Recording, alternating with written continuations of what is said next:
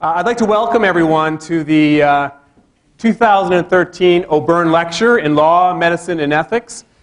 This is a series that was started, I think, in 1991 by Justice Michael O'Byrne. He wanted to contribute to the University of Alberta, and he knew he wanted to do something that brought together the faculties of law and medicine. And as a result of that, this event was born. And we are, of course, very, very grateful. Now, I think this is the 13th time this has been held, so I hope it's not bad luck.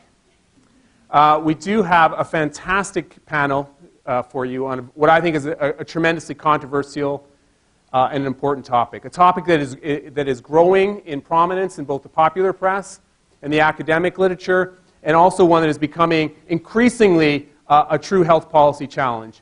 And that is the issue of medical tourism. And for this talk, we've brought two fantastic speakers in, and me. So we'll start with the speakers, and I'm going to introduce them as they come up, and they really are excellent. I've heard them present on this topic in the past. They're both world leaders, internationally renowned experts on this topic. So I can promise you this is going to be a stimulating discussion. And I'm very much looking forward. I know we have a very diverse audience. We have people from a variety of disciplines and a variety of professions.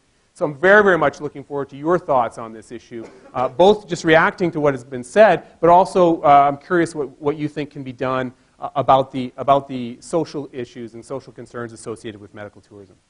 But before we start, I'd like to invite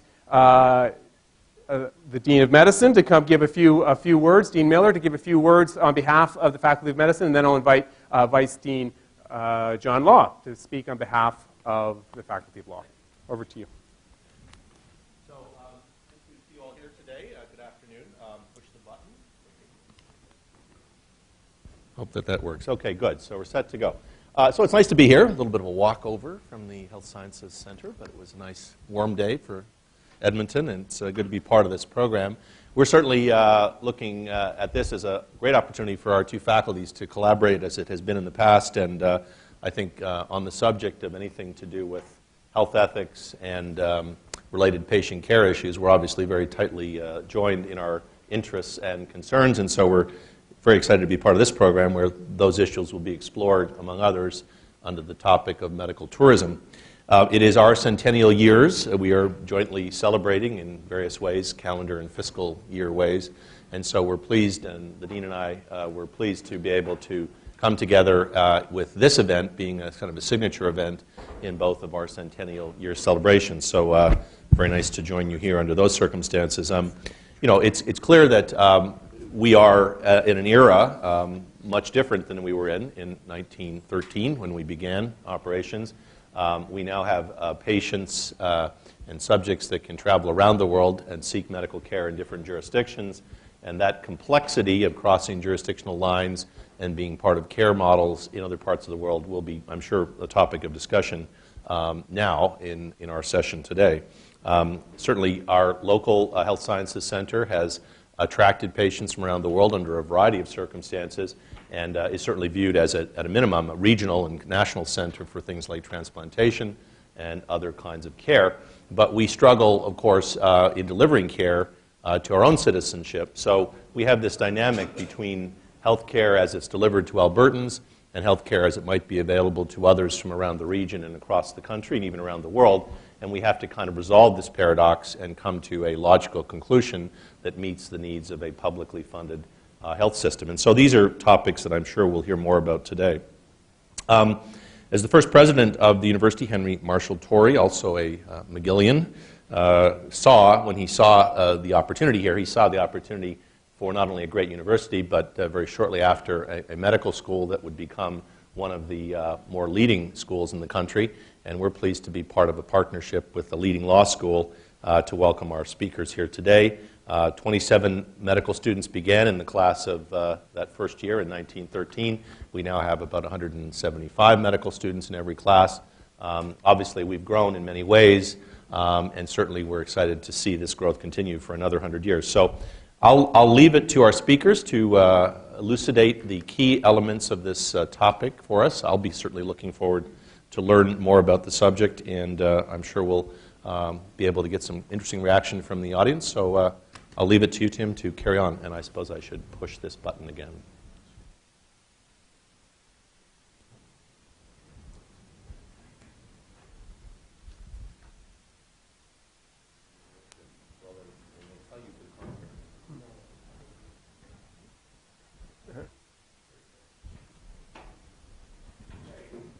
I've been given but 2 minutes to speak here today, so we'll try and meet those expectations.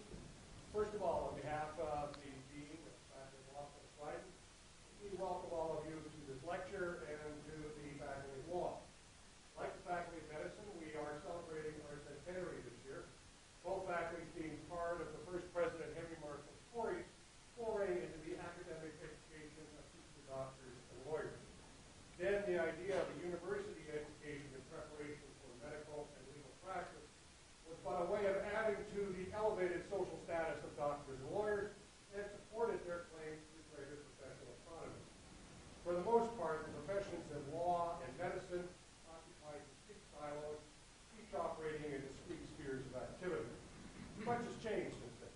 As this panel demonstrates, medicine and law are no longer separate in their activities.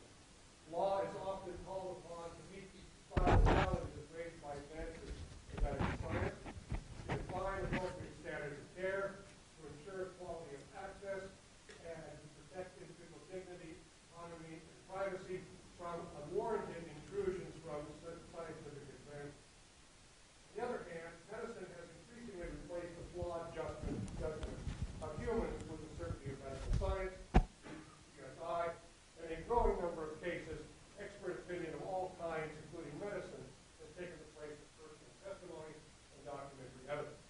Also, advances in medicine have shaped and informed concepts with which lawyers work every day, such as life, death, and the capacity of clients and others. The complexity of the human existence and relations in an increasingly globalized world often brings into play the skill and knowledge of experts drawn from a variety of disciplines and fields. 20 years ago, few, besides the very wealthy and the very desperate, would have contemplated shopping for medical services in a globalized market. Yet today, it has become far more commonplace, raising new ethical challenges for both lawyers and doctors alike, and far greater business for travelers. I hope you benefit from the comments and ideas of our speakers, drawn from what are no longer the disparate disciplines of law and medicine, and all of whom, in far greater respect, still alongside each other in the fields of justice and health, essential to the maintenance of a vital civil society. So welcome again, and enjoy the lecture. Thank you.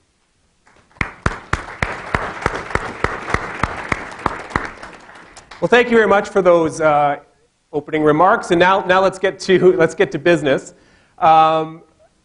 What's going to happen is we'll have each one of the presenters go for about 20 minutes, and we'll take a couple comments, questions from the audience, and at the end, I'm hoping that we'll have lots of time for discussion. Now, our first speaker is my friend and my colleague from Harvard Law School, Glenn Cohen. Now, I'm going to keep his introduction short, but I will say that Glenn has really emerged as an international leader on this topic, what he'll be talking about today, which is transplant tourism, but really about tourism more broadly. I know he is not afraid of being a little bit provocative, so I can almost guarantee he will be today.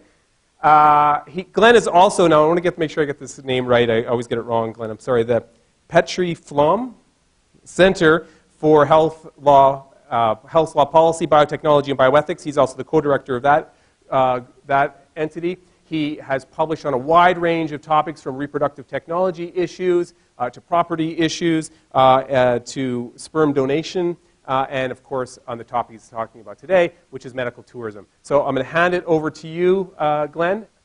Looking forward to the talk.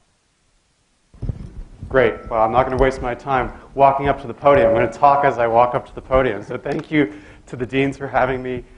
Thank you to YY and Tim for being always the best commentators, interlocutors, arguers about some of the stuff that I say. And also thanks to Tim for always being inspiring in fashion sense and giving me a run for my money, right? I often have to get up and say, no, I'm not Tim Caulfield. I'm the facsimile of Tim Caulfield. So you have the copy.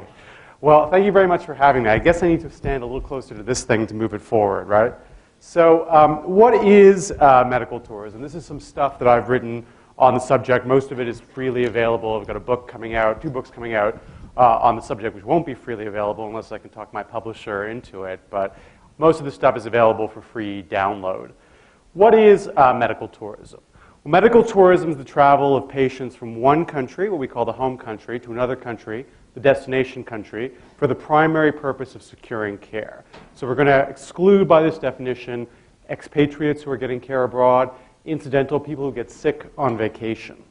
The term medical tourism is often a bit controversial. Some people think it's pejorative. We don't mean it that way. We use it, I think, most of us because it's the most common term being used. Cross-border healthcare, medical travel would be just as well from our perspective. But I will say that the tourism piece is a real piece of this. So, for example, there are surgery safaris in South Africa where you go for a facelift or gastric bypass or a heart transplant, and they sell you on the fact that you'll go to in Ngorongoro or one of the local safari parks. That's in Tanzania.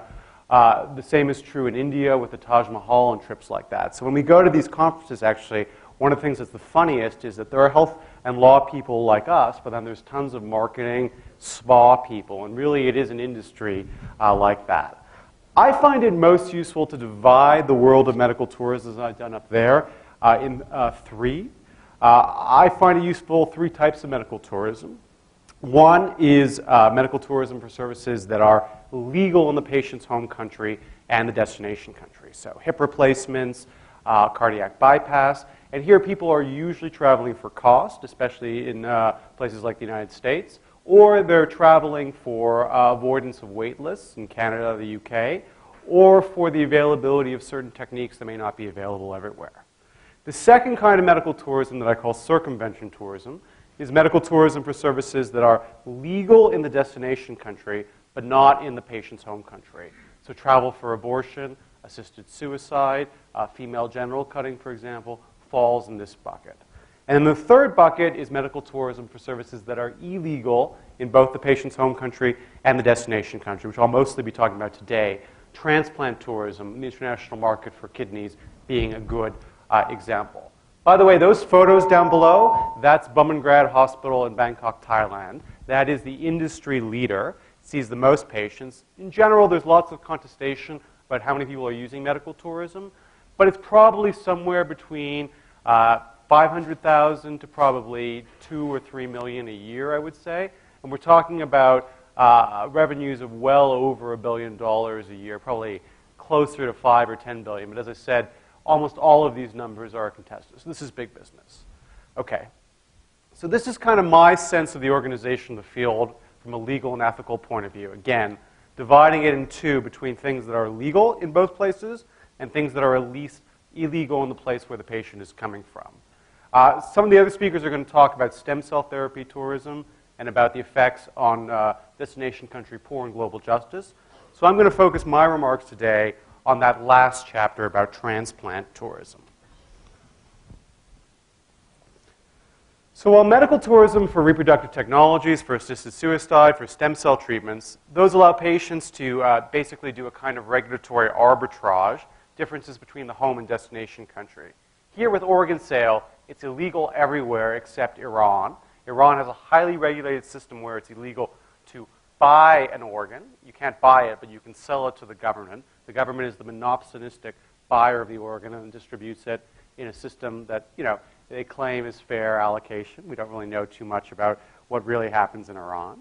But the trade in bodies is really fascinating. It overcomes many religious and social taboos to bring together buyers and sellers from across the world.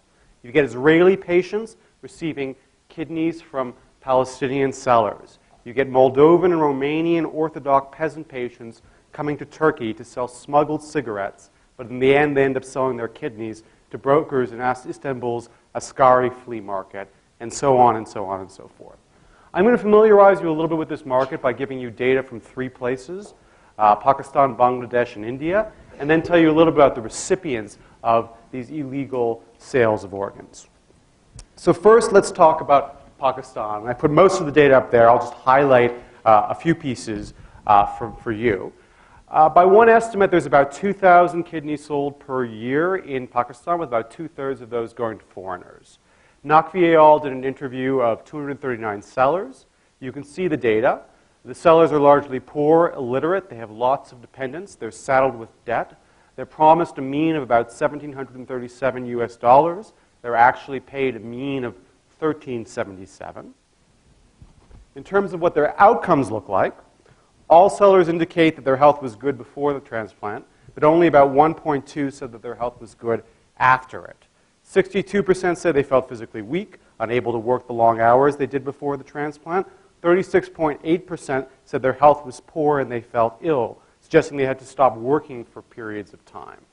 When it came to finances, which is the main incentive here to sell, 85% said that there was no improvements in their lives and they were either still in debt or had not achieved their objective. Now, on the medical data, it's particularly interesting. The studies done in developed countries, like the US, like Switzerland, show that being a kidney donor, emphasis on donor, your life expectancy is no worse than somebody who is a recipient or a regular person on the earth. So the fact that we see a diminution, these are self-reported data, in healthcare suggests, at least as a first cut, that something is wrong. Okay, let me give you data from another place. So from Bangladesh, we've got a smaller end study by Monirazaman, who did an ethnographic study here of 33 sellers. Sellers in his story are often told about what's called the sleeping kidney, where selling a kidney is presented as a win-win situation in which removing one of the kidneys, the transplant surgeon, quote-unquote, awakens the other sleeping kidney through medication, and the seller is portrayed as living perfectly well with only one remaining kidney. His interviewees also said they were given false assurances about things like a job, visa, citizenship, and the broker tells the seller that going abroad is going to be fun, particularly to India, where most of these transplants occur. They can eat out, they can shop, they can watch Indian movies, and so on. In this photo, you'll see 4 Bangladeshi men demonstrating their scar. It turns out that for an additional $200 US, they could have avoided this by a laparoscopic surgery, resulting in a much smaller 4-inch incision. But the sellers and those who run these businesses, that are usually low-level mobsters, are unwilling to make that investment. So instead, you get scars that look like this. Many sellers are referred to as kidney men. They try to hide the numeral physical problems. They go through severe psychological suffering. They refer to themselves as handicapped. Their symptoms include pain, weakness, weight loss, frequent illness. He also notes that the sellers he interviewed could not afford the average post-operative health checkup, which comes to about $22 USD, even after selling the kidney. Okay, data from one more place. India. Goyal studies 305 kidney sellers in Chennai. You can see some interesting gender breakdowns on the interests and the motivations for selling here. Among men, 52% said they sold voluntarily, while 19% pointed to the fact that their wife was ill or pregnant. 2 women in the study reported that their husbands forced them to donate. On average, sellers experienced a 1/3 decrease in average annual income from a mean of $660 USD before the surgery to $440. So they're actually reporting losing money after having undergone the surgery. The sellers above the poverty line, the percentage increased. Change in health status also didn't look too good for these participants. 50% complained of persistent pain at the site of nephrectomy. 33% complained of long-term back pain. When asked if they would advise another person to sell a kidney for the same reason, 79% say no. So that's the sellers. Now let me say a word about the recipients of these illegal transplant tourism. Jill et al., UCLA, 33 recipients, found mostly people are going to their country of origin, ethnically speaking. Higher cumulative incidence of acute rejection in the first year after transplant. No overall difference in the incidence of infection in tourists versus a matched cohorts, but the infections the tourist patients did have were much more severe, much more likely to be hospitalized due to infections, which a range of 1 to 744 days in the hospital with a mean of 12.5 days. We also have a Minnesota study by Canales, finding that graft and survival patients were comparable to results obtained from transplants in the US, but there was inadequate communication between the transplant site and the institution relating to immunosuppression. Vital information was lost, and in 3 of the cases, patients were sent back to the US in the midst of a crisis relating to wound infection, seizure, and acute rejection. Finally, one more study closer to home in Toronto, Prasad study, St. Michael's Hospital. 20 Canadian transplantors, all but 3 went to their country of origin for transplant. 36-month graft survival rate was much worse compared to biologically tested and emotionally related transplant groups. 52% of the patients had serious post-transplant infections, while the transplant patients were actually on the same immunosuppressive drug regimes as the Canadian patients. The higher rate of infection was ascribed to poor immunosuppression monitoring, post-transplant hygiene, delayed recognition. Okay. If I were to stop the talk here and ask you to predict what comes next, I think what you would predict is that I would have a strong call to arms that this is unethical and we should end this practice. But as Tim likes to say, I like to be provocative, so I'm going to disappoint your expectations by actually suggesting to you that given all this data, the situation is still more complex than that. Why is that? Well, there are a series of ethical arguments that might be offered here against allowing this trade to persist, against the sale of kidney. Corruption, crowding out, coercion, exploitation, consent, and paternalism. And what I'm going to suggest to you is that many of these arguments face difficulties in succeeding. While I think at the end of the day I have a qualified argument why we should try to prevent these activities, actually I want to suggest to you the case is much less firm than at least I thought before I went into this. Let me say why. Well, first we've got the corruption argument. So the corruption argument, also called the anti-commodification argument, is that allowing sale does violence to the way we think the good is properly valued. It treats individuals as use goods, or in the Kantian formulation, as mere means for another's use. Okay, so that sounds very good, but let's push at it. I'm a law professor. That's all we do all day long is push at it. Sometimes the it is our students, but what can you do? I want to suggest that this confuses personhood, which is what is important, with the detachable parts of us. It's unclear why a Kantian injunction against treating individuals as mere means applies to a piece of their tissue. This has trouble condemning organ donation as well, because if it is wrong to separate ourselves and use this as a mere means, the individual who receives an altruistic donation is also using us as a mere means. Moreover, because even in altruistic regimes, those who procure organs get paid, it's actually not a question of whether money changes hands, whether there's commodification going on, but instead of who gets paid, and whether the only person in the transaction not to get paid is the donor. Moreover, I want to suggest to you that the problem is corruption. There are interesting questions about extraterritoriality, about whether we can justifiably criminalize the activities abroad of another country when they don't think that their individuals are being corrupted.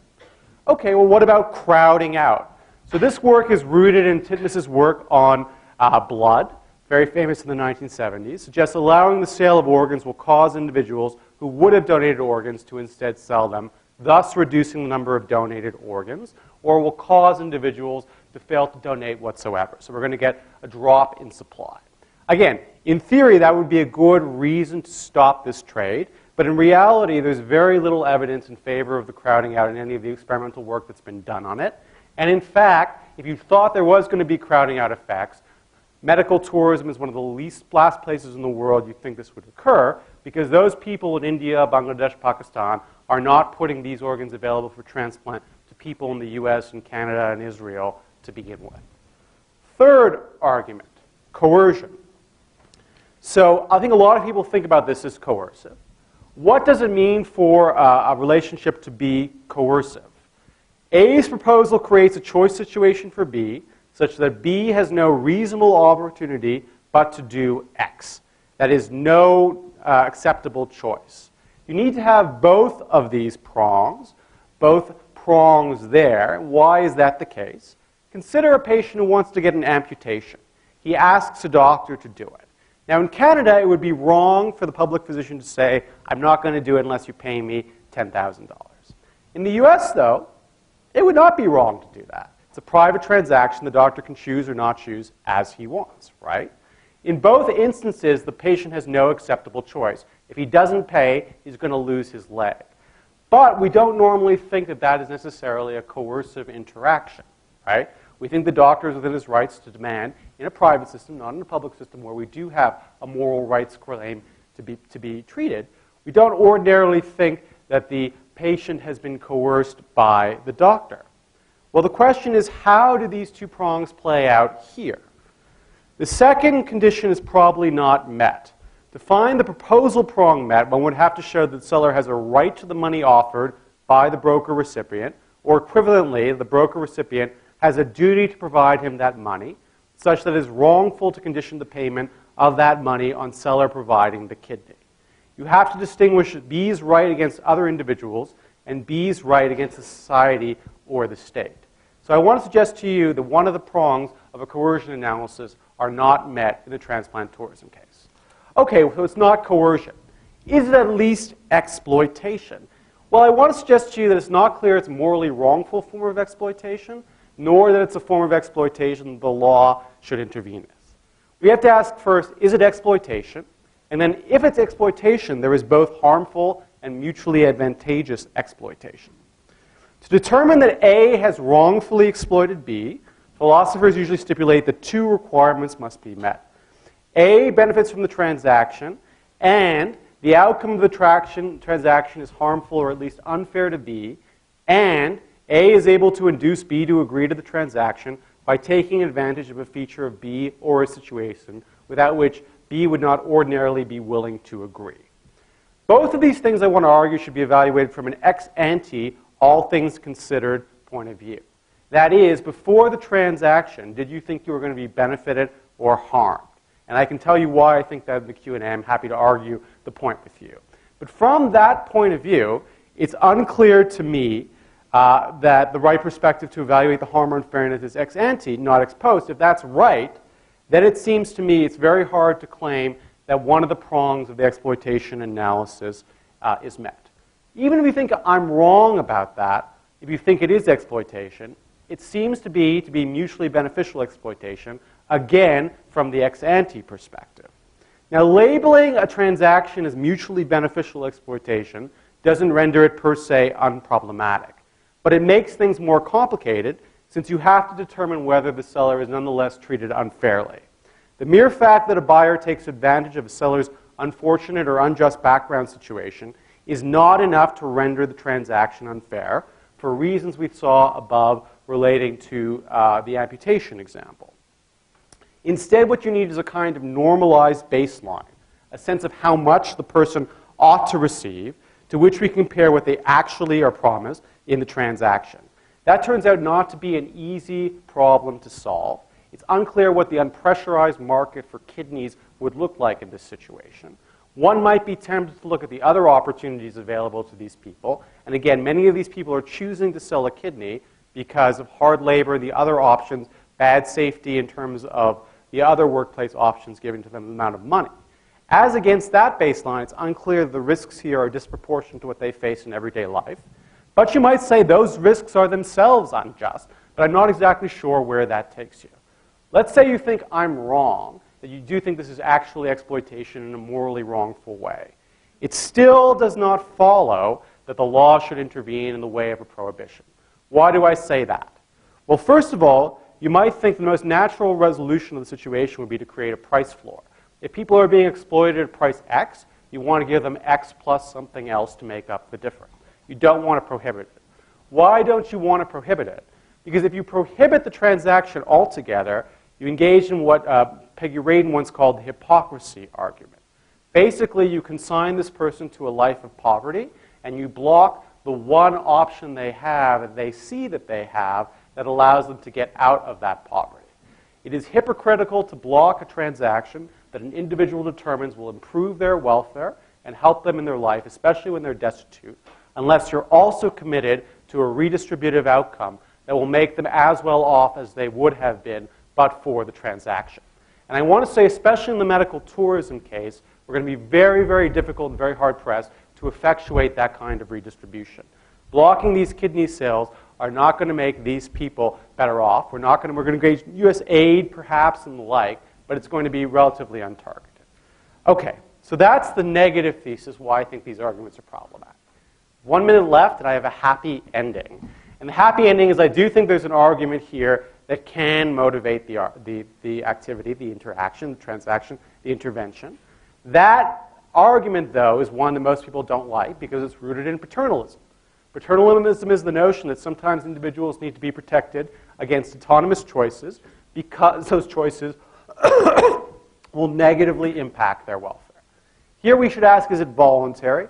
I think it probably is voluntary in the basis sense of not done under force of threat. But the problem here is about information. Most of these people are given false information about what the kidney transplant will get them, what the situation will be, what their health will be.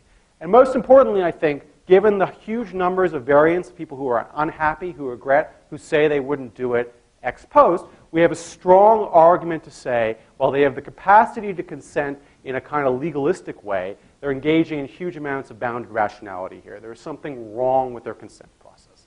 Now, I think this is the best argument, but that doesn't mean it's an easy argument. You're still blocking people from making choices that from their self-assessed welfare, they think will improve their lot in life. But I want to say, and you also would be tempted, I think, instead, before you block the choice, to engage in a bunch of libertarian paternalism, information-forcing kinds of interventions to try to make the choice situation better. My own conclusion is, given what we can do from this side of the world to that side of the world, those kind of interventions are not going to work here. They're not going to be feasible. So as the second best, prohibition seems justified.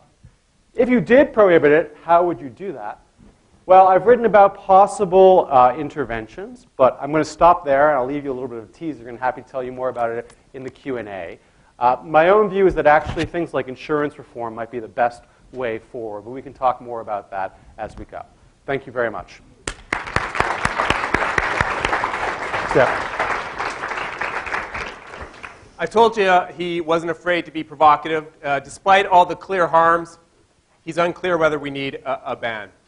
So we have time for one question as we switch over. Does anyone have a pressing question? Because hopefully we'll have time at the end. No? Okay, so I'd like to introduce our next speaker. And it's a real pleasure to introduce YY because he is an up-and-coming star. He's a rising star, I think, in the Canadian legal community, but really in the international legal community. He explores the legal issues and really the policy issues associated with the host countries, the destination countries. Now, YY is a lawyer. He's also an SJD candidate at the University of Toronto. And I'm very proud because he is part of our CIHR, our Canadian Institutes of Health Research training program, training grant. I want to say he's a product of it. I can't take any credit for it. But it's nice to see these stars emerging from that program. He's already published extensively. He's in the popular press frequently. I've heard him speak a number of times. He's just terrific. Over to you, YY.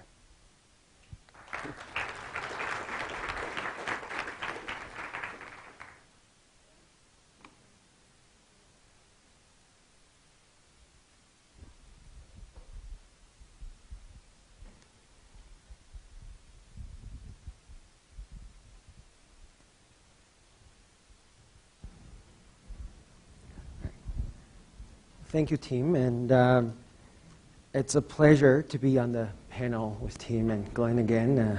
I always feel like I'm just being a student. I'm a little under par in comparison to them, but I'll do my best trying to measure up. So, good afternoon, and it's my real pleasure to be here today. Sorry, I'm trying to move my way here a little bit so I can control these slides better. So. My talk today really based on a recent paper that I've co-authored with Professor Colleen Flood at the University of Toronto Faculty of Law. And the paper really examines the potential impact of medical tourism on the low and income destination countries, particularly looking at healthcare access and healthcare equity issues. So in the first part of my talk, I will try to briefly describe to you the medical tourism practice in its dominant form today. Then I will spend the bulk of my presentation reviewing some of the available evidence regarding medical tourism's impact on low and middle income countries, which I will call LMICs for short. And then if I still have time towards the end, I hope to take a stance that's perhaps a little different from Glenn's and try to conclude by making the case for reasonable government intervention in the field of medical tourism and outlining some policy and legal measures that Colleen and I think ought to be adopted by the receiving countries and sending countries. So just to kind of build on what Glenn has said about what we meant by medical tourism, the working definition that Colleen and I are using in our working paper and therefore this presentation today is that what we're describing medical tourism as an international pursuit of non-emergency medical treatment outside of one's home country. And when used in this sense, I think medical tourism typically refers to patients from more developed countries that are looking for privately financed healthcare treatments abroad that are otherwise unaffordable or unavailable back home. Whereas in the past, patients looking for healthcare services abroad have tended to visit destinations in the developed world. The dominant trend in recent years seems to be that there's the rise of LMICs such as Thailand, India, and Malaysia as the prime destination of international medical travels. Now, for example, in 2007, Thailand reportedly treated a total of 1.3 million foreign nationals, which was about 16% jump since 2001. Now, in order to court these medical tourists, hospitals in LMIC countries commonly offer amenities and services that really go above and beyond the requirement of what's considered usual standard of care. So these will include things such as personalized nursing care, concierge services, hotel-style accommodations, ready access to senior medical specialists, and as Glenn said, sometimes vocational packages for patients and their parents, and their relatives. So in this sense, I would argue that the term medical tourism really invoke the imageries that we really often associate with the tourism and the hospitality industry. So having clarified what I meant by medical tourism, now I want to explore the question of so what has been the impact of this phenomenon on LMICs, particularly looking at the healthcare access and healthcare equity issues. So generally speaking, in promoting the industry, proponents of medical tourism have put forward a number of potential benefits that LMICs can come to expect. Right? So first, it's been claimed that the medical tourism as a form of service export will boost LMIC's economic development and generate much coveted foreign currencies. Second, it has also been argued that the medical tourism will inject new resources into LMIC's healthcare systems, and thereby allowing LMICs to improve their medical infrastructure. Third, it is being claimed that medical tourism could also serve as a potential solution to the problem of medical brain drain that has been facing the LMICs for quite some time. So one of the objectives of our paper then is to examine the available evidence and to assess at the end of the day whether these purported benefits of medical tourism actually become materialized. And our overall conclusion, however, at this time is that it seems inconclusive so far that LMICs actually are benefiting from the medical tourism. So I will examine each of these three claims that I've kind of outlined quickly in more detail. First, regarding the claim that medical tourism can really spur LMIC's economic development. We see that, in fact, in 2007, medical tourism reportedly generated $1.35 billion for Thailand, $78 million for Malaysia, and in 2012, it's supposed to bring in about $2 billion for India. So these are really impressive numbers. And I would argue that if these revenues can be properly harnessed by LMICs, then I would say that medical tourism can really function as an effective global development strategy. However, when we ascertain the medical tourism's real economic benefit, I think that we also need to look at the extent to which these revenues that I just kind of quoted really stay within LMICs, right? So, as some commentators have pointed out, as foreign direct investments become more of a commonplace in the medical tourism field, there is a real potential for profits from medical tourism to end up leaking out to stakeholders of foreign companies that are located abroad. And even assuming that there's a significant portion of the revenues staying within LMICs, existing literature is quite equivocal when it comes to answering the question of how much of these revenues actually end up trickling down and benefits those really at the bottom of the economic pyramid. Furthermore, these revenues also need to be balanced with any kind of potential cost that the LMIC governments are potentially will need to incur in growing their medical tourism industry. So for instance, it is not uncommon for LMICs for them to be globally competitive to offer substantial amount of subsidies to these medical tourism industries. So these will include tax exemptions, reduced tariffs, and governmental grants, right? And these often can add up to be quite substantial, and it is not at all clear that it can always be offset by the revenues generated by the medical tourism at the end of the day.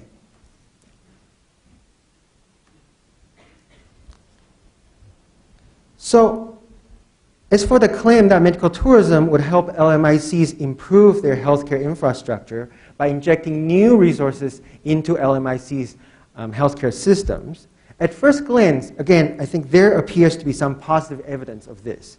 So if we look at Thailand, the number of medical equipment, such as CT scanners, MRIs, and mammography machines, has steadily gone up since late 1990s and early 2000s, where the country started to heavily promote medical tourism and to really encourage private clinics to upgrade their medical equipment.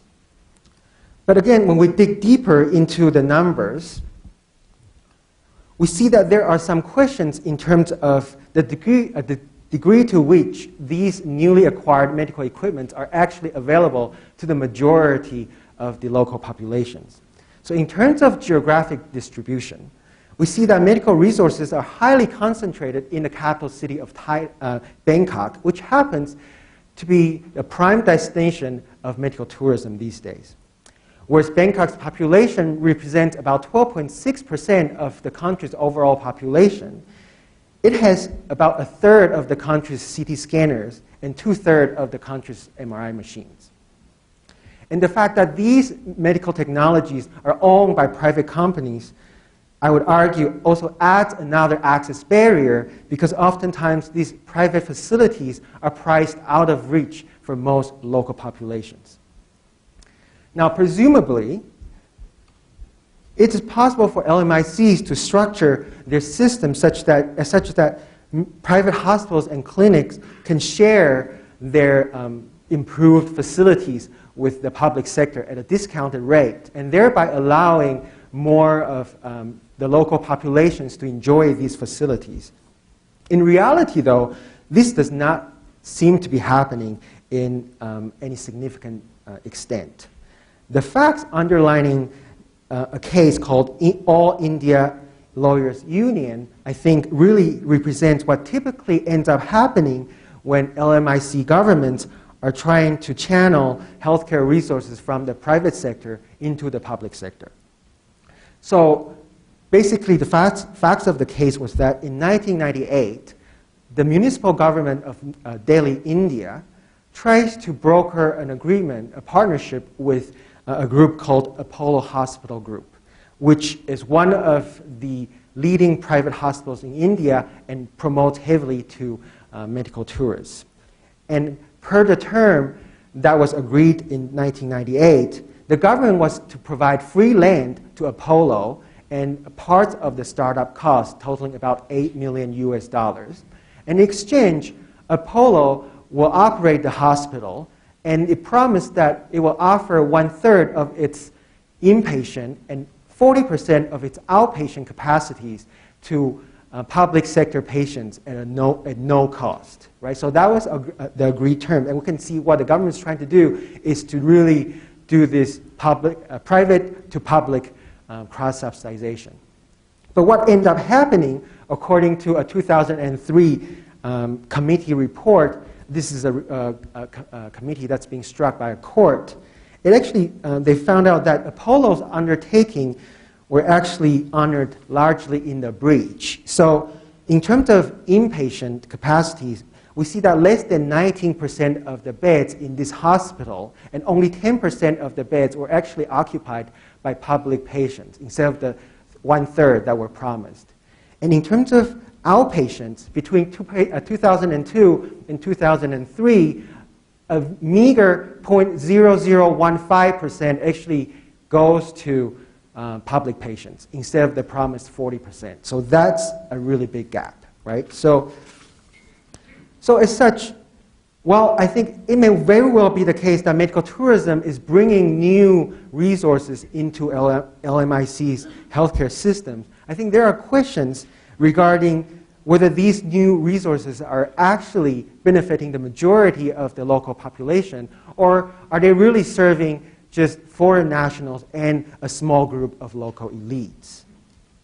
Now, a third claim that has been made by proponents of medical tourism is that this practice can really help LMICs to curb the out-migration of some of its medical doctors. So the problem of medical brain drain, it's been called.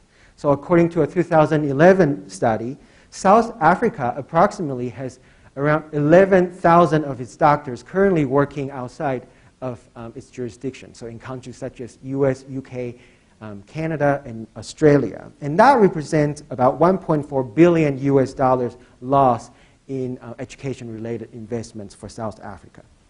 So proponents for medical tourism argue then that if we can grow the medical tourism industry in LMICs by providing better job opportunities and better job conditions, that these doctors might, instead of going outside to find jobs elsewhere, it might actually trying to stay within LMICs.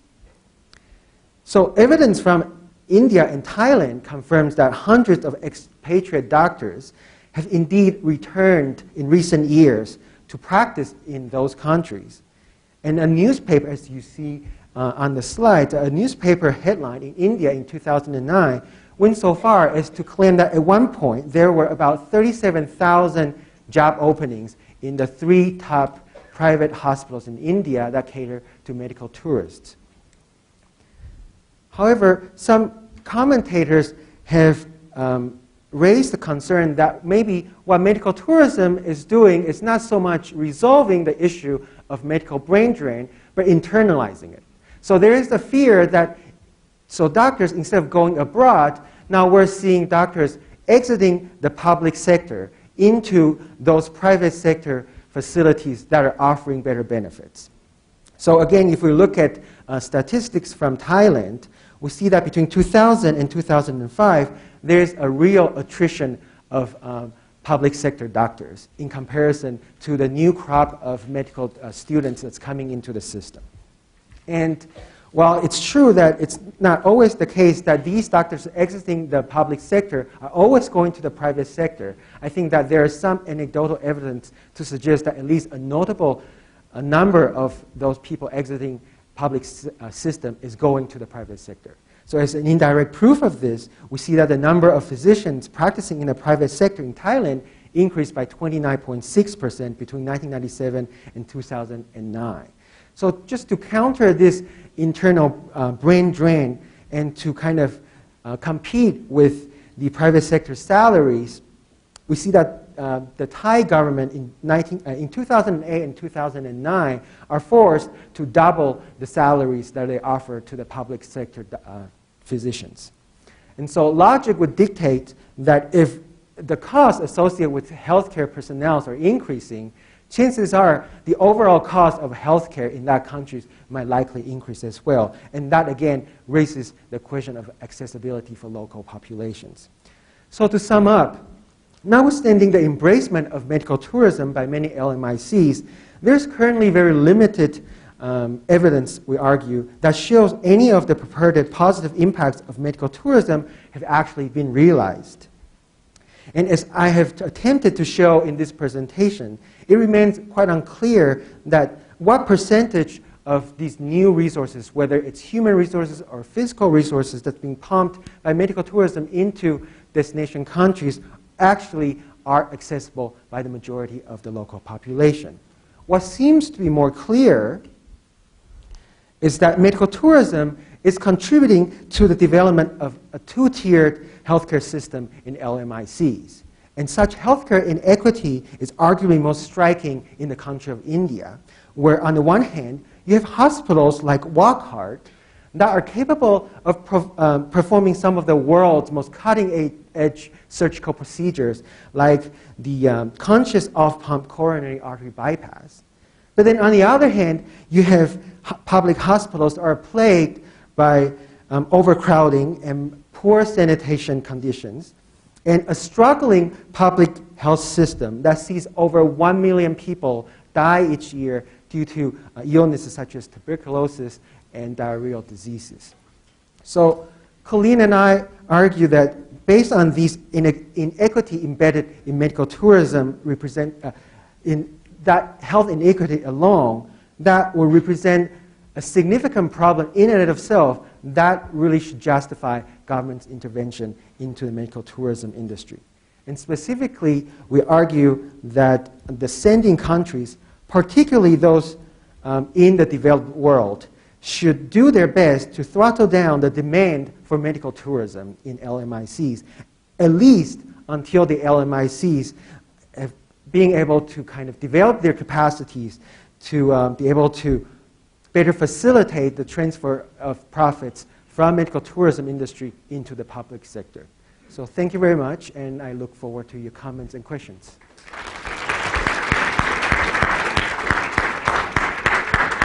Excellent, Wowin. Time for one quick question. Does anyone have a? Go ahead, Becca.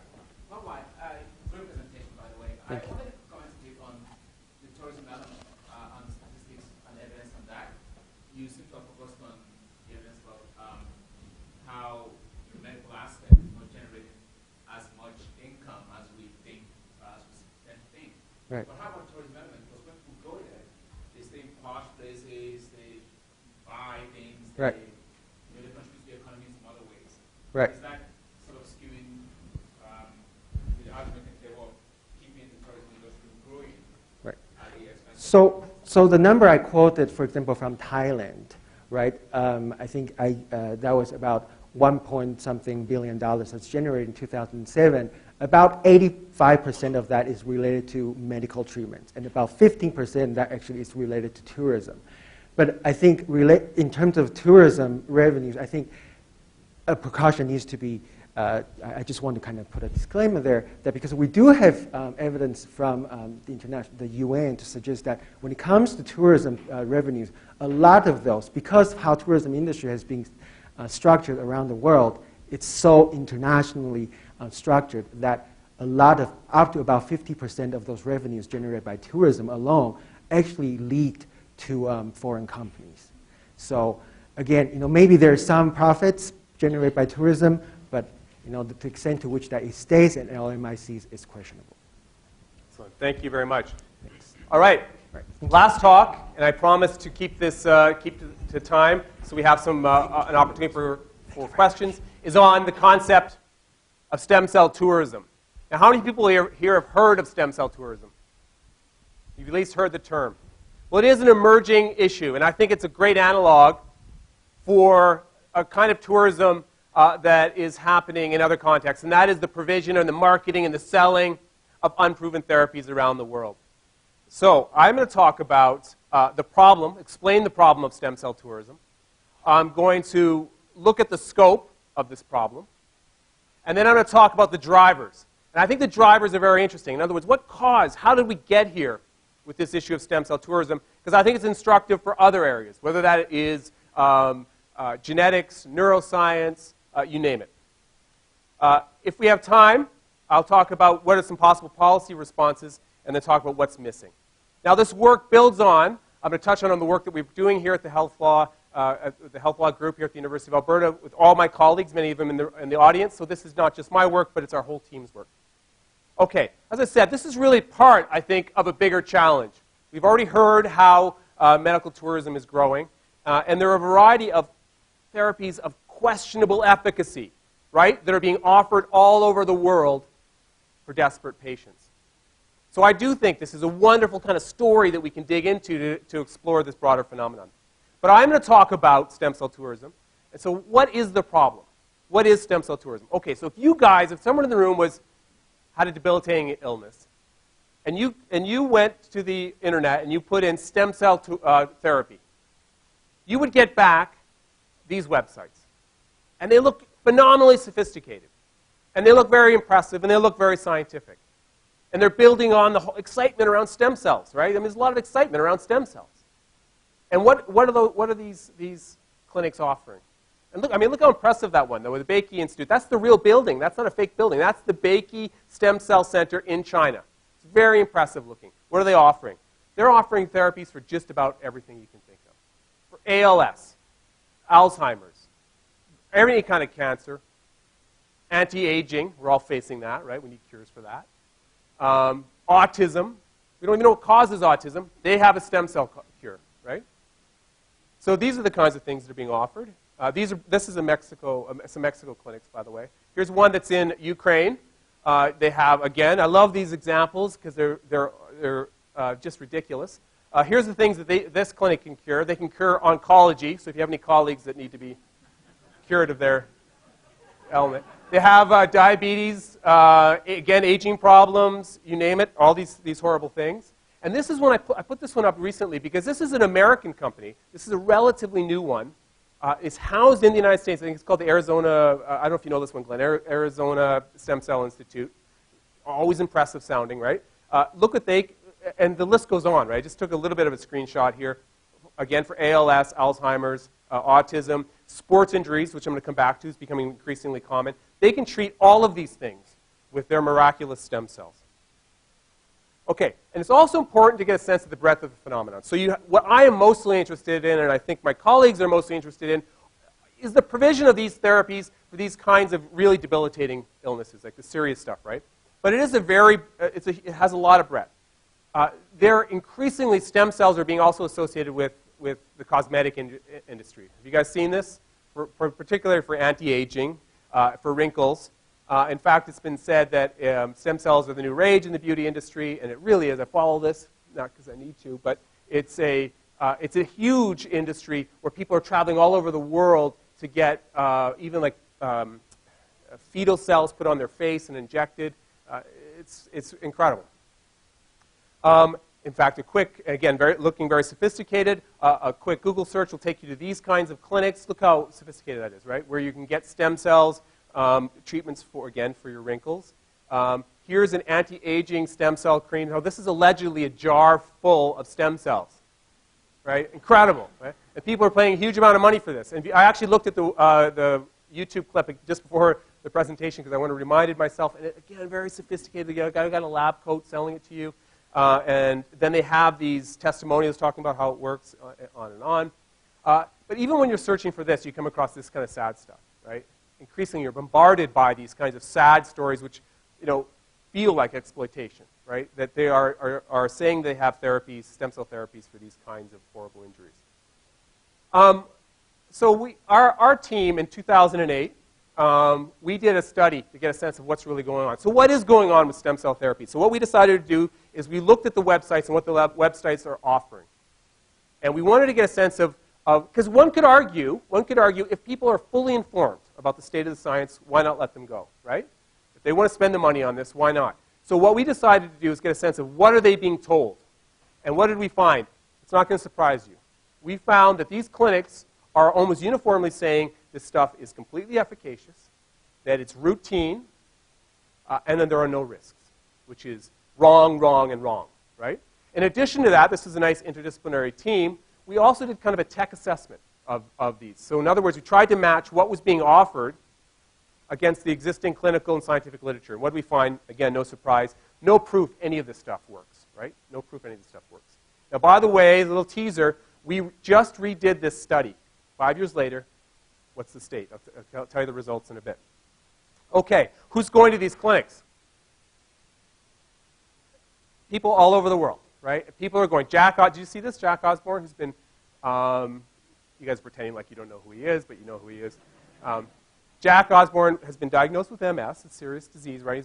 And he, an individual who probably has a lot of resources available to him, is going to Germany for these experimental treatments. And how is it being portrayed? He says, I'm going to read it. I'm doing some stem cell treatments. I have to go to another country to have it because there are odd restrictions here in America because everybody still thinks it's like what it isn't. So I'm going to Germany, right? And this is the kind of portrayal that we'll see again and again, and I'll come back to that in a second. So that's sort of the give you a sense of what's going on. So what are the harms? You can say, so what? So these people, so Jack Osborne is going to Germany to get stem cell treatment. So what? Why do we care? What are the harms? Well, the harms are obvious. You guys probably can think of them. First of all, there's potential, if you're getting stem cells injected in you, there's potential for real physical harm. And this has been documented, right? So if you are actually having pluripotent stem cells injected in you, there's a chance for tumor growth. And we've seen this, right? So tumors are growing in people, and again, I'm surprised there aren't more documented, and I suspect because what's really being injected is saline. But we have this kind of report. We have deaths associated with this. There was a very well publicized death in Germany where an infant had stem cells injected in their brain, and that child died. Here's some very recent ones.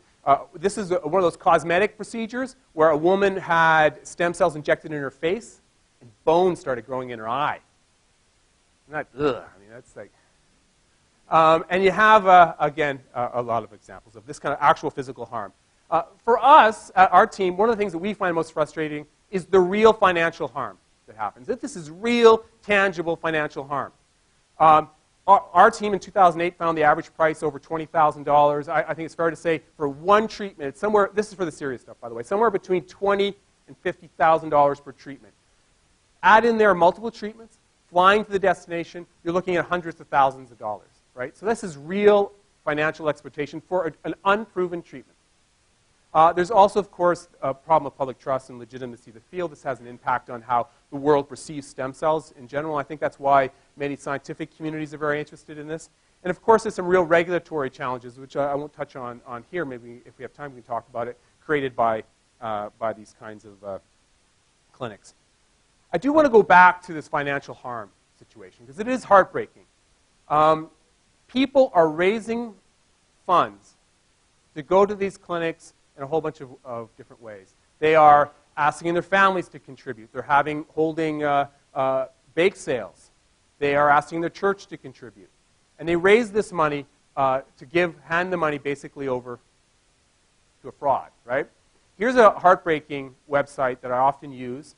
And I almost feel exploitive showing this, but it was a public website. So this was a family that was raising money for Sierra Rose, and look at what it says. Sierra Rose needs to walk, talk, and see. And they had a countdown of the days before she was going to go to China to get her stem cell treatments and be able to recover from her obviously severe disability.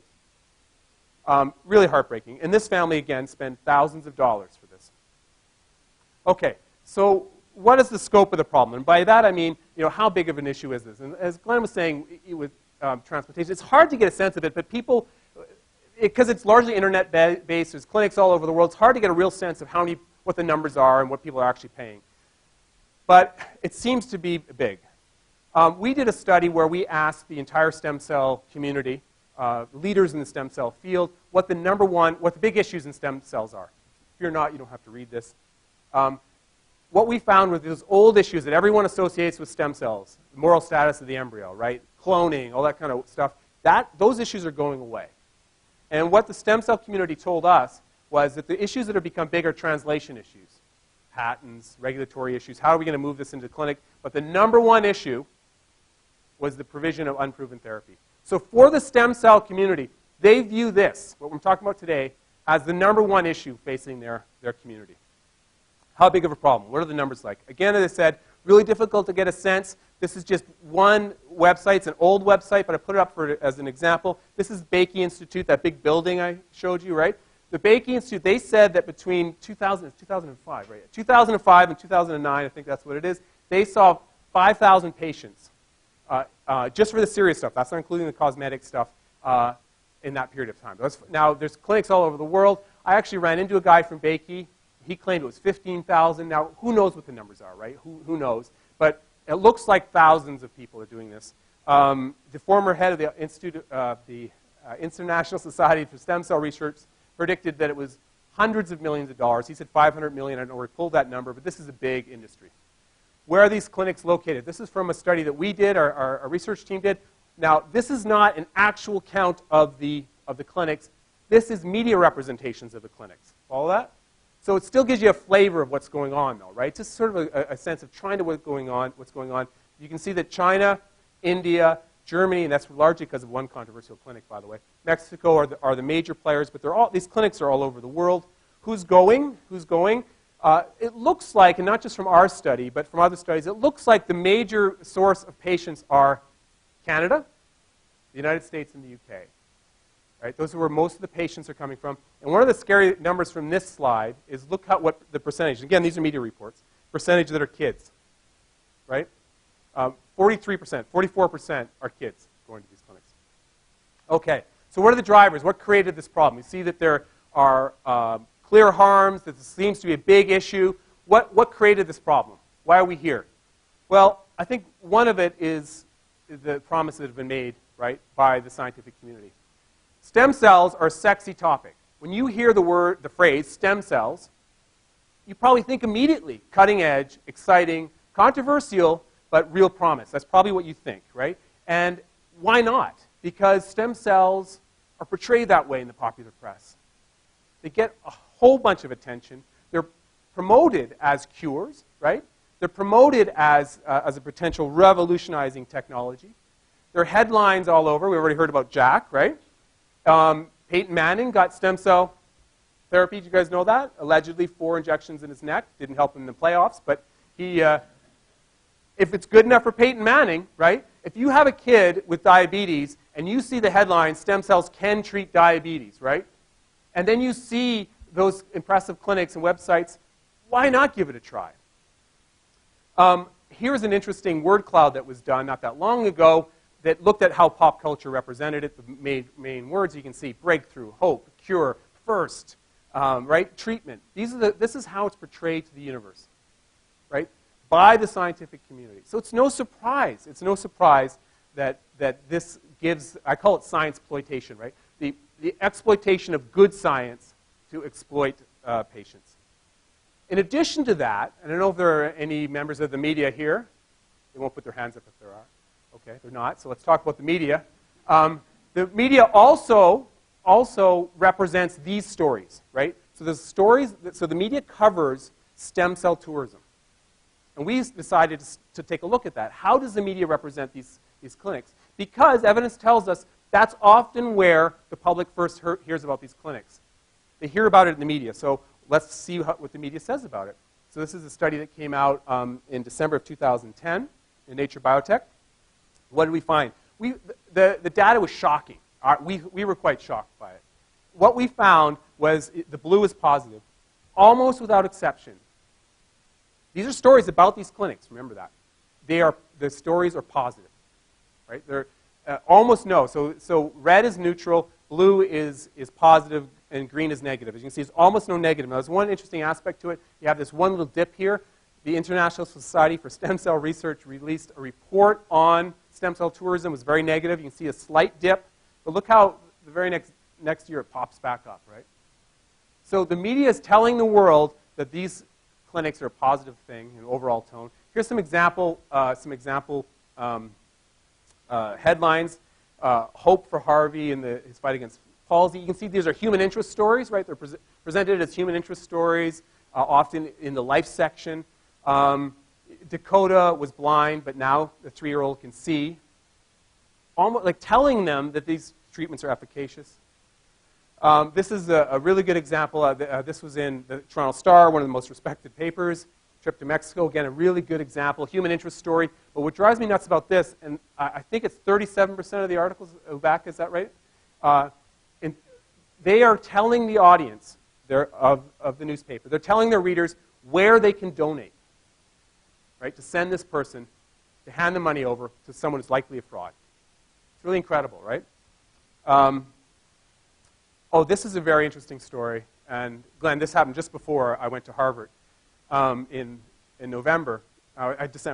This was a story that took place in Eastern Canada.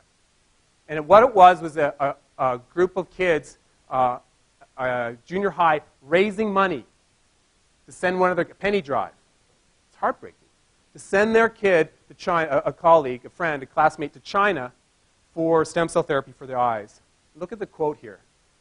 This is a child who they're going to send. I just can't wait to see the sun and colors and trees. $20,000 of the $35,000 had been raised. And they were going to hold a dance to try to raise the rest. Absolutely heartbreaking. Another phenomenon that's happening is, and maybe you've heard this already, the treatment of athletes with stem cell treatments. We find this fascinating because these are almost without exception positive, and they're presented as if it's very efficacious, right? Again, these treatments are not proven. They have not been shown to be effective. If you see headlines like that, if you hear about Peyton Manning and others getting cured through stem cells, it creates this almost excitement and almost like, if I had the money, I could get these effective treatments too, right? But in fact, it's really just a form of exploitation. Now, I want to give you a sense of, I wrote a piece with the colleague Amy McGuire at Baylor Medical College on the representation of athletes in the context of unproven stem cell therapies. And then I wrote a piece in The Atlantic about this, and I was just really excited having my name next to Peyton Manning's head. And so just to give you a sense of how aggressive this community is, right? So The Atlantic is widely read, right? So I wrote this short piece. It was an editorial, and within hours, there was the hate mail started to come in, right? And look at this. Tim is one of the gang of Canadian bioethicists, including these other gentlemen, right? I'm the least nutty, so that's good news, right? I love this. I'm a nutball Canadian socialist bioethicist. And that's not true because I'm not a bioethicist. But what's amazing about this is look how aggressive it is. This writer insults my research methods, insults the Canadian, the chair program, etc. Right? This guy, I won't say his name, but he is a vice president of one of these companies. President? Is he a president, Glenn? I think he's a president of one of these companies. All right, so incredible. I'll do this. Our colleague Kristen Rachel did a wonderful study of patient blogs just to get a sense of why people go to these clinics. Yes, patient blogs is a biased sample, but what do they say? They're going to these clinics because no effective treatments elsewhere. China has given us some hope. I might die anyway. The one I'm really interested in, though, is the one on your right, where this person's saying it's deplorable that we have to go to China, right? It's deplorable we have to go there. And this is sort of the Jack Osborne response, right? Why is this being withheld from us? We should be able, they view themselves as pioneers. Okay, what could the policy response be? I'll do this really quickly, you guys. I have 1 minute, is that right? It's tough to do this because it's an international phenomenon, internet-based. The regulatory options are really limited. In addition to that, there's patient demand. I get angry letters, right? And a lot of the angry letters are from patients, not from the providers, right? They're angry about having the hope withheld, almost. There has been some regulatory response. Physician groups have stepped up and actually taken away license from practitioners. Regulatory loopholes have been closed. Even in some countries, the governments have tried to shut down these clinics and have shut them down. In the US, the FDA has stepped up and actually issued a warning. And the FDA has stated that they're going to take jurisdiction over these clinics. So they're getting tough. In addition to that, there's been some aggressive education of patients that's going on. These websites are accessed. So that's another tool that's being used. But is it getting better? Now, remember I told you that we redid the study, and I'll end here. We redid a study, the exact same study that I showed you. And what did we find? We found it's not getting better. In fact, it's getting worse. What's happening, we ask, are these websites telling the world that these treatments are unproven? And the blue's no, and you can see it's gotten worse. Are they saying it's effective and routine? And again, you can see that the green is almost always, and it's getting worse. It's doing it even more frequently now. In addition to that, we're finding that when a clinic shuts down, what do? They just open up someplace else under another name.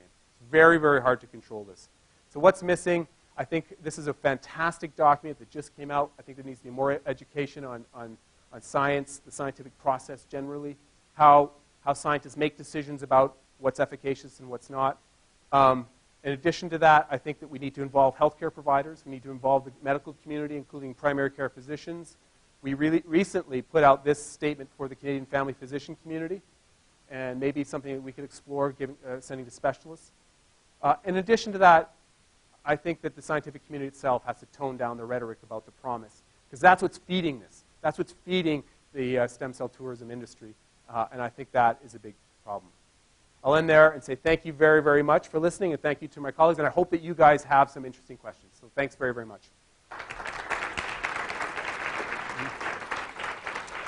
All right, I'll ask my colleagues to come up. I'm curious if anyone has any questions, comments about the stem cell tourism one, but of course, welcome questions on any of these topics. Yes. Hey, Wendy.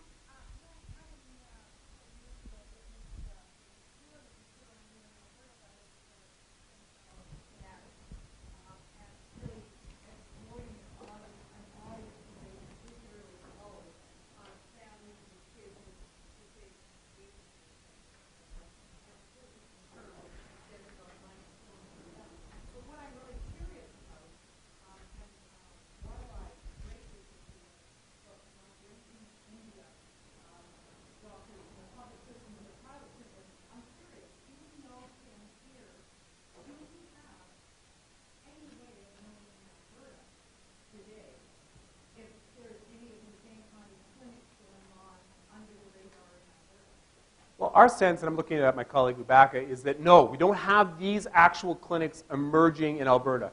But what we do have are these tourism companies that point people to where they can go in other jurisdictions, which raises some very interesting legal questions, because how do you regulate those sort of tourism companies? Follow that? So these are companies that Vancouver, I think, is one location, where they actually will line you up for clinics around the world. So we don't have that. But we do have, and the fact that it's international makes, as I said earlier, Wendy, makes the regulation very, very tough. I don't know if you want to comment on that.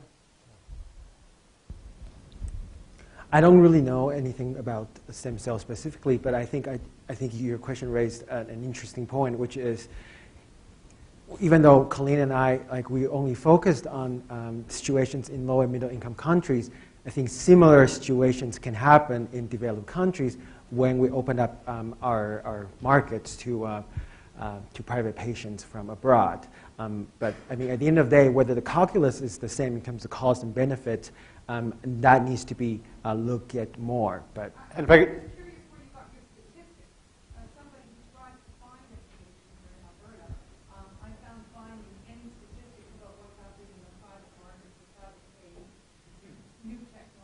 where did we find our statistics? Why what? Oh.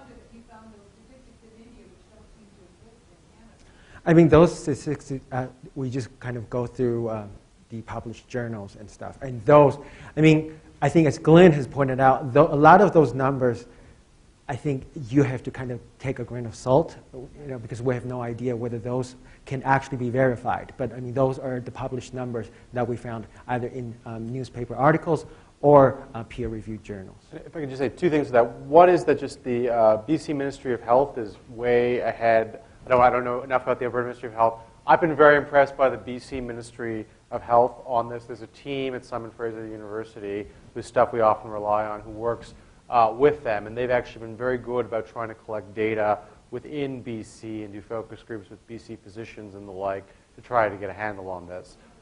I can give you the information afterwards. The other thing I was just going to say is that there's a dimension of the problem that's very interesting and difficult, which involves the regulation of physician speech here in Canada or in the US. In that, imagine a patient comes to you with a child who is severely ill and says, I really want to try this, doctor. Can you tell me what the leading, or what is your opinion of this? So, I mean, responsible physician will review the literature with the patient. But the question is, do you go further than that? And some of the work I've done, I've suggested, I think some of these treatments qualify as child abuse and ought to be under the reporting requirements for child abuse for physicians. And when I say that, it makes physicians very uncomfortable, and I understand why. But I think this is an interesting conversation to have that's very difficult because we think of the physician-patient relationship as quite sacrosanct. But I really do believe, especially in the case of minors here, that there may be some reporting duties that are activated for stem cell therapies. I had primary progressive MS. I was handicapped from 6, okay, where I was walking with a cane. I did go to India, including India. I had CCPI done on January 15th, plus also 3 stem cell treatments after that, where I was inverted, so it went into my brain, okay? My energy level came back, energy came back. I am working in my garage. I was down to, my energy level was down to where I was working between 20, half an hour, done. Now I can work for an hour and a half, before I feel like I want to rest. 2 hours. I know how to pace myself. So you can talk about stem cell treatment all you like.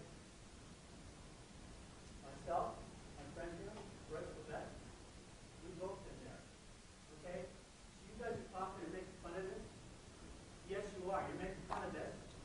It's real. It's real. So let me say that that's incredibly wonderful news, and I'm happy to hear that you've had such a great result. What I hope is that you'll encourage the clinic that you worked with to publish its data and allow review, because what we want to do is we want to determine, right, what we want to determine is which therapies are working, which are not. We want to do that through the scientific method to know what works so that we can send patients to clinics that do work and send them away from clinics that don't work. You would have much rather spend the money in Canada, but they can't get their act together. I'm not going to wait another 10 years for you guys to get your act together and quit making fun of this.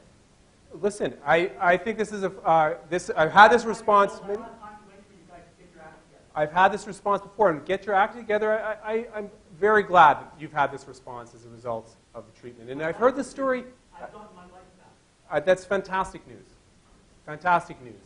And And I hope. over and over again. What's that? You've probably heard this over and over. I have heard it over and over again. I've received emails and I've received cards from all over the world. Because the published data. Who gives a shit about the published data? This is working.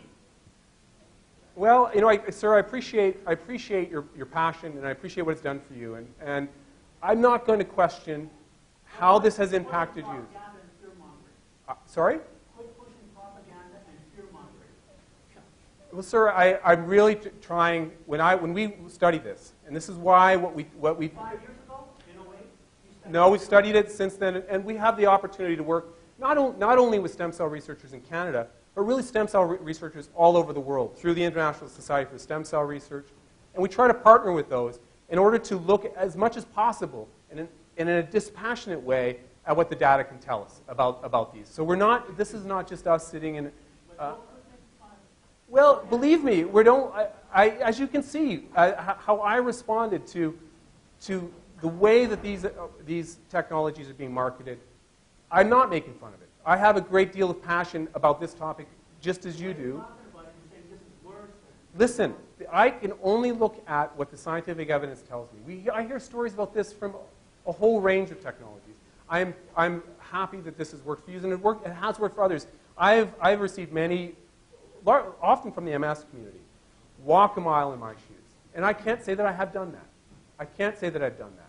So I cannot say that I've experienced this personally. But that's why you do scientific studies, to take a step back, look at the phenomenon from a dispassionate way. What about the clinics that are exploiting people? What about the clinics that are offering? Absolutely, and it doesn't make it right. It doesn't make it right. Go back. Let's go back. Let me ask you this. Go ahead. Yes, please. Yeah. So I enjoyed all the talks. One aspect that I felt that was missing from all the talks is the whole cost side, like the comparative cost of providing services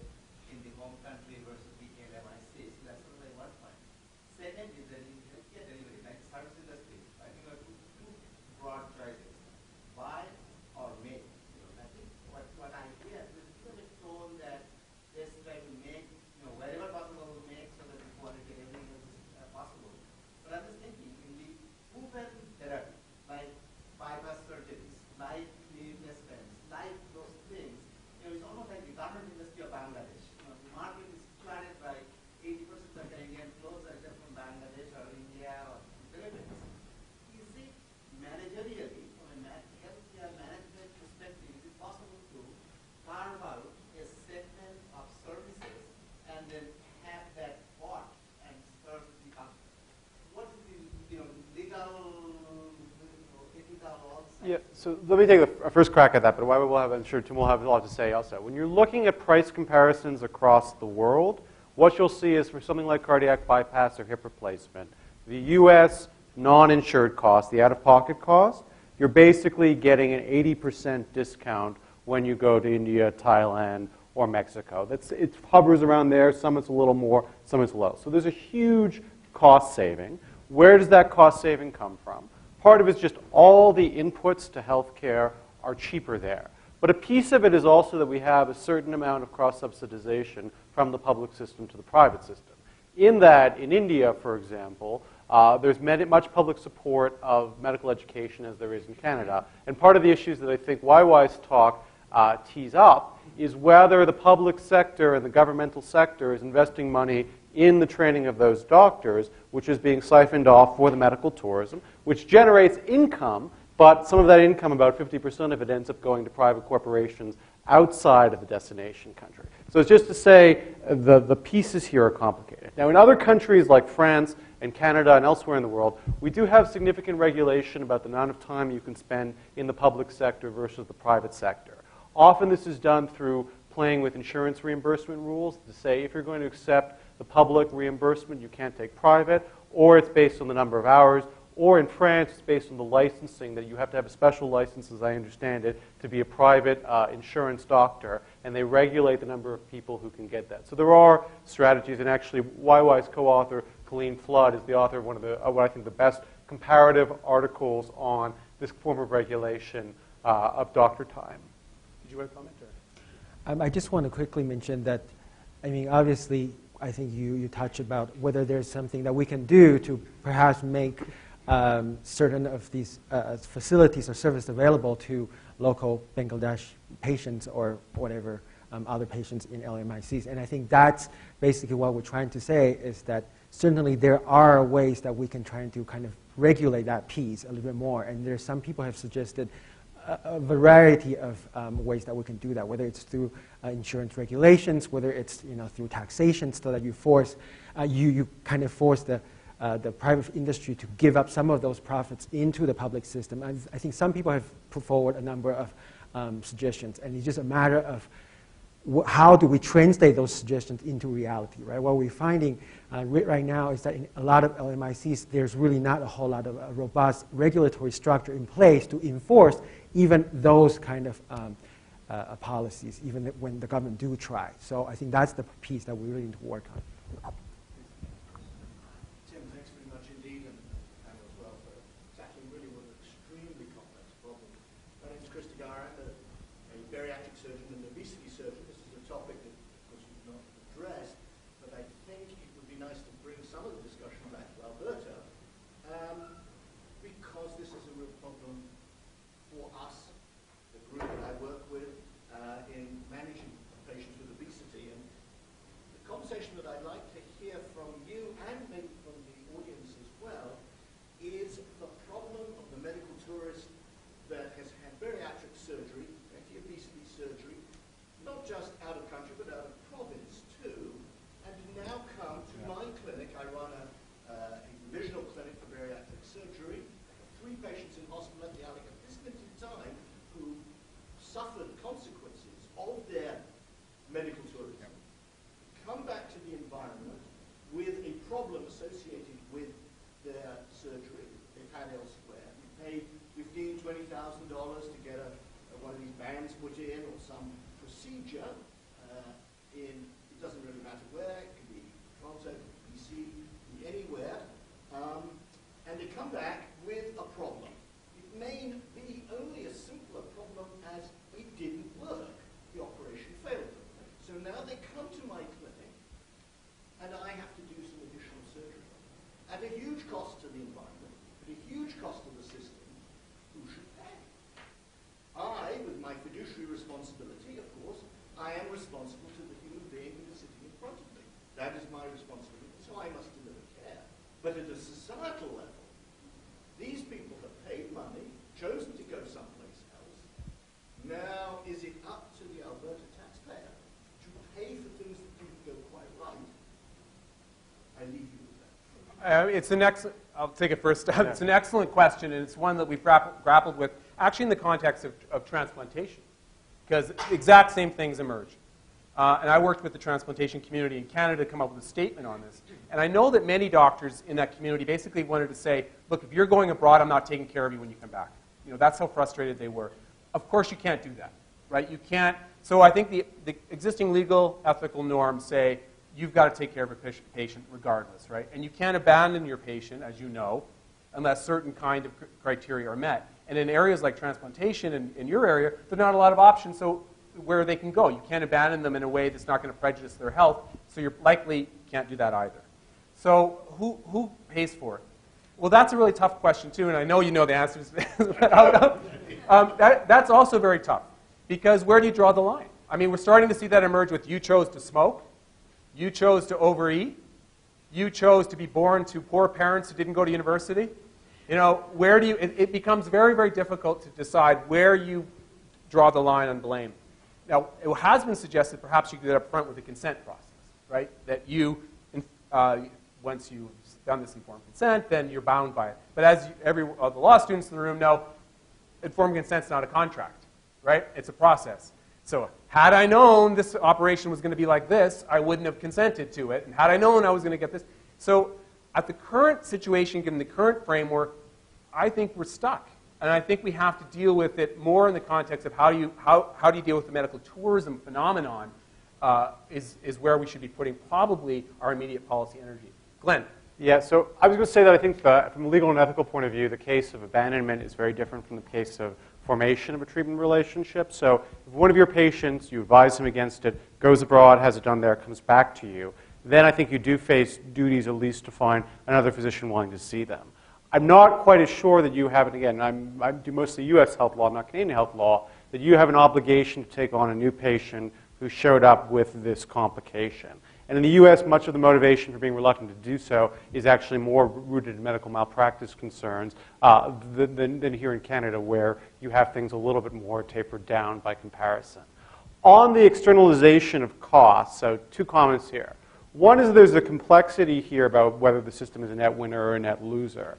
In that for every patient who goes abroad and gets a gastric bypass done improperly and comes back and creates costs for you, there's another patient who decided didn't want to wait for the hip replacement, went abroad, covered it out of pocket, and maybe either fine or less than fine, but costing you less than the hip replacement might have. So I think that this is another place where the data about the net externalities actually may be complicated and there may be distribution between specialties. The only thing I'll say is that in the context of transplant surgery and tourism, in particular people buying kidneys that are illegal where they go and illegal in Canada, I've made the, again, provocative suggestion that the system may decide that it should not cover immunosuppressive drugs for these people. That if you go abroad, we should inform patients ahead of time, and you buy a kidney where it's illegal, you should not have your immunosuppressive drug covered by the home country. Now, again, that's controversial, that's complicated. I think there are good reasons to adopt it, and there are pushback on that too. But there may be other ways of trying to limit, especially in a system like Canada, where you have a fixed system of resources, you're deciding who gets priority.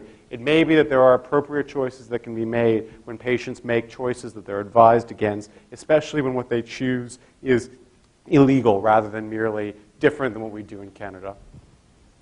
I think we have time for just a couple more questions. It's great that you are all still here. I really appreciate it. Go ahead.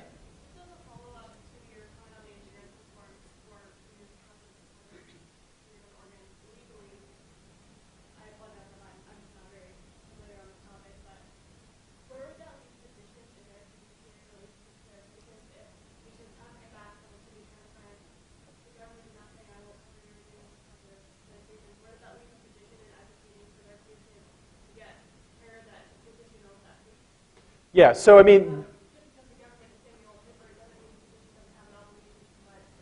well, I mean, so there's the question of the fiduciary obligation. So yes, the question was, in a case where a government refuses to pay for immunosuppressive drugs after a patient comes back because they violate some rule of law, that would have to be a rule of law to this effect, where does that leave the individual doctor who is treating this? So it puts the doctor in a difficult position, but always there is, and this is maybe more apropos in the United States than in Canada, but in both places I think, there is a gap between what is paid for and what the doctor advocates for. I have no beef with doctors advocating this is a terrible rule, that Cohen is crazy. I have no problem with doctors advocating that my particular patient is special and should be exempted from this rule.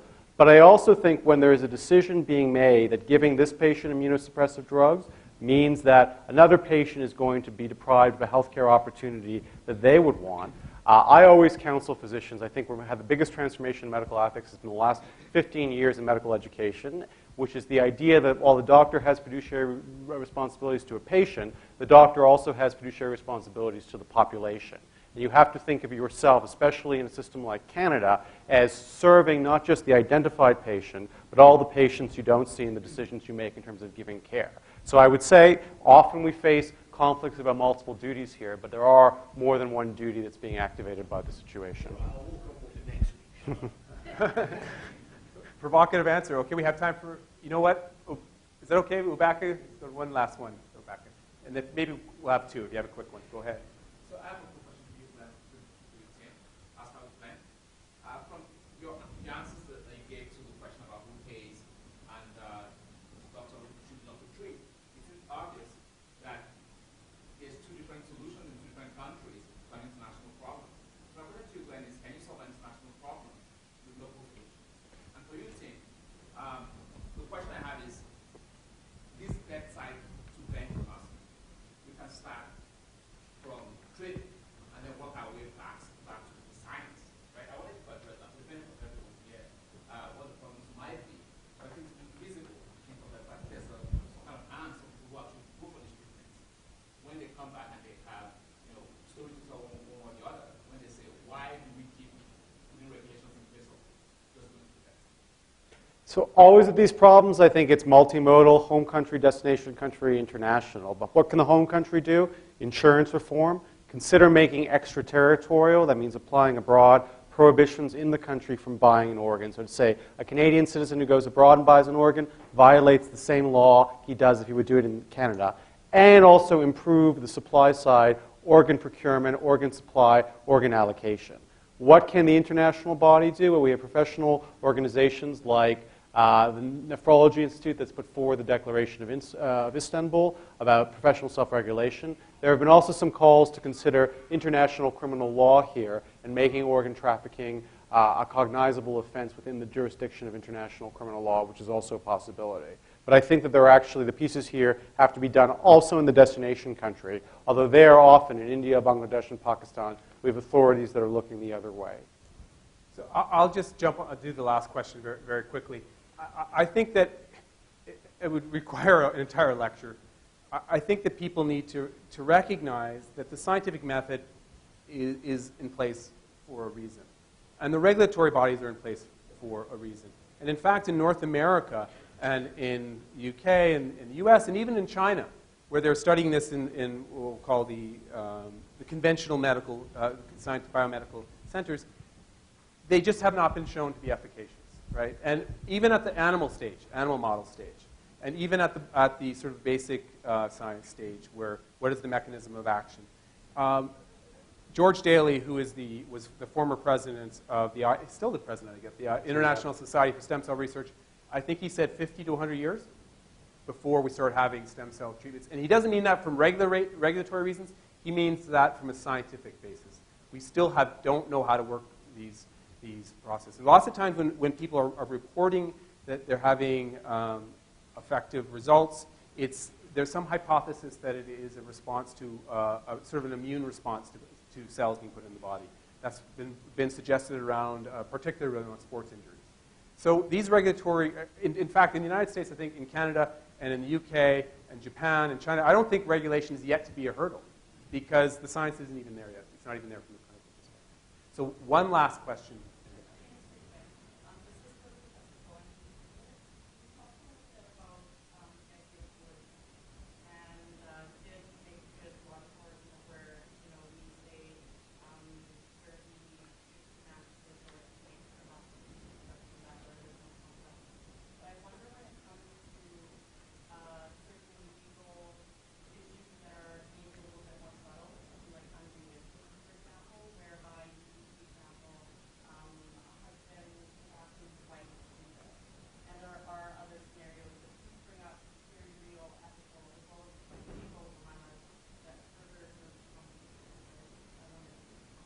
Yeah, I think the husband and wife one is very interesting. And there are, to be clear, there are cases, documented cases of real coercion, threats. There are bodyguards who are actually have been paid to harass people who've defected after they promised in these Indians. So there is real coercion. I'm putting that to one side, and that I think, like most people, that's inappropriate.